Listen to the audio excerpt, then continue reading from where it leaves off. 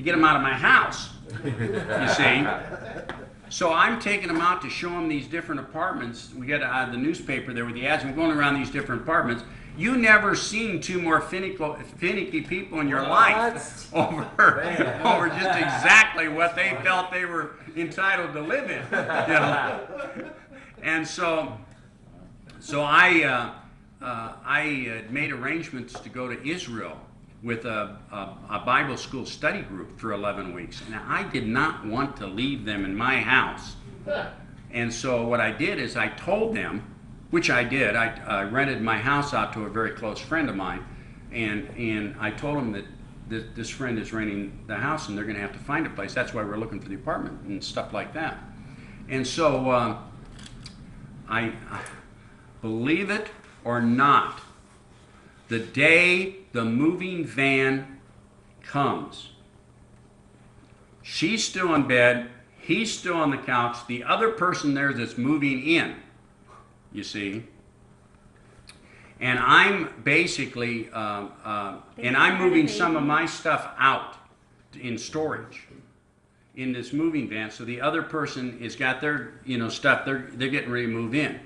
So I'm basically saying to the guy, I say, hey, could you just get off the couch for a minute? I need to get that in the van. Wow. And get him off the couch, and I get the stuff in the van, get her off the bed, and get the bed in the van, clear the place out so the other person can move their stuff in, and put all their stuff out on my back porch. Believe it or not, within a day and a half, they had an apartment and we're all set up. A day and a half. And I'd been after them for months.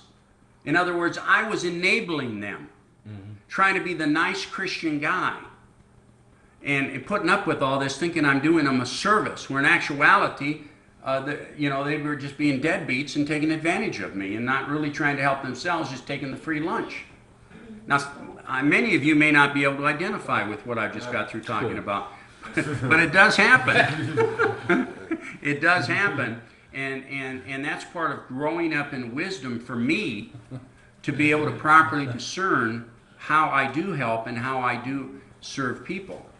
And in the book, you've heard the story about the guy that comes up and asks me some money, and I give him some money, and then I talk to him about the gospel. The guy starts crying and stuff. Within about 3 months later, I get a check in the mail from this guy for the money I gave him. You see? And he's telling me he's in this Christian ministry now and thanking me for the help and stuff because he was really down on his luck. And so, but he just looked like a common beggar to start with. But you have to spiritually discern how you help people and use wisdom and put perimeters within it. But that's a lot different from saying, I'm not helping anybody. I helped this one guy one time. He came into my house. He stole some stuff, and I'll never help another person all my life. This is not the way we operate as Christians. We get ripped off as Christians, and that's just part of the territory. But we just keep moving on because any help we give, it's Jesus's. Right, absolutely, Justine. It's a ministry, a labor of love for Jesus, and we do these things as if we were doing them for Jesus himself. And that's the attitude. It says, marriage is to be held in honor among all. And the marriage bed is to be undefiled. For fornicators and adulterers God will judge. What do you think this verse is saying? It's pretty. Pardon me? So it seems like there must have been a lot of bed hopping going on. Marriage should be honored by all, not just the people in the marriage. Like if you're just as bad as if you are sleeping with the married person, you're just as bad as the married person breaking his covenant with his wife. Yeah, it goes both ways. Good point. Yeah. You need to respect people's relationships. We got into this some time ago pretty heavy. The marriage bed is to be held in honor by all. What do you think that means? if the person is married, you shouldn't even try to pursue them. Or, because some people will pursue you even You if. shouldn't if even smile at them.